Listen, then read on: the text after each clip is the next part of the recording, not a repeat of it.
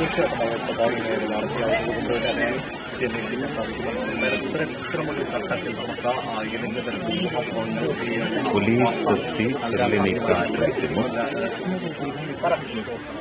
തീർച്ചയായിട്ടും അത് ചോദ്യം അനിവാര്യമാണ്. ഫയർഫോഴ്സും ചേർന്ന് ഹെലികോപ്റ്റർ നമ്മുടെ സർക്കാർ മറ്റു വാഹനങ്ങൾ അത് സ്വാഭാവികമായിട്ടും കൗതുകമുള്ള കാര്യങ്ങൾക്ക് നിലയ്ക്കൂടെ ലാൻഡിംഗ് മാറ്റിയതോടെ രാവിലെ കോൺക്രീറ്റ് നിർമ്മാണം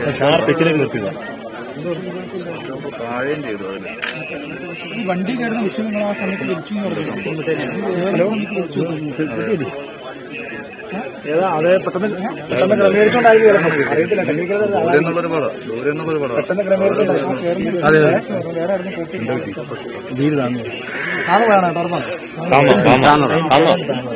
ചെറുതായിട്ട് താന്നു പെട്ടെന്ന് ക്രമീകരിച്ചതായിരിക്കും. റെക്കോർഡ് ചെയ്തോ വിഷയം ഉണ്ടല്ലോ മുമ്പ് അടിച്ചോ പോയി അവര് വന്ന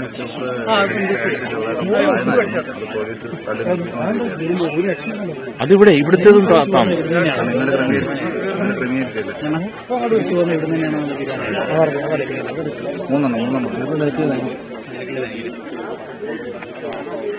ആദ്യം നിരീക്ഷണം വന്നു, അതിനുശേഷം രണ്ടാമത് വന്നു, മൂന്നാമത് ഇവിടെ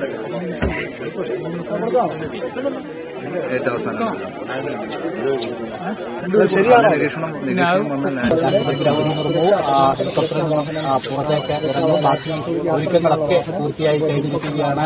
എന്തായാലും ഇറങ്ങിക്കഴിഞ്ഞാൽ ഉടൻ തന്നെ ഹെലികോപ്റ്ററിൽ പുറത്തേക്ക് ഇറങ്ങിയാൽ ഉടൻ തന്നെ വാഹനത്തിൽ പമ്പയിലേക്കുള്ള യാത്രയിലേക്കും പത്തനംതിട്ടയിൽ നിന്നും പെരുന്നാട് വഴി ഇലവുങ്കൽ വഴി നിലയ്ക്കൽ വഴി പമ്പയിലെത്തി അവിടെ പമ്പയിൽ ബാക്കി ആചാരപരമായിട്ടുള്ള കെട്ടിനിറക്കൽ അടക്കമുള്ള ചടങ്ങുകളുണ്ട്.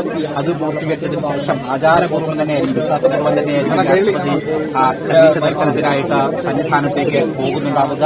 എന്തായാലും ഭാരതത്തിന്റെ പ്രഥമ പൗര തന്നെ ഈ സതീശനെ കാണാൻ ഇതിന്റെ മുന്നിൽ നേരിട്ട് മനുഷ്യത്തുക രാഷ്ട്രപതി പുറത്തേക്ക് ഇറങ്ങി എന്നുള്ളതാണ് നമുക്ക് മനസ്സിലാക്കുവാനായിട്ട് സാധിക്കുന്നത്. രാഷ്ട്രപതി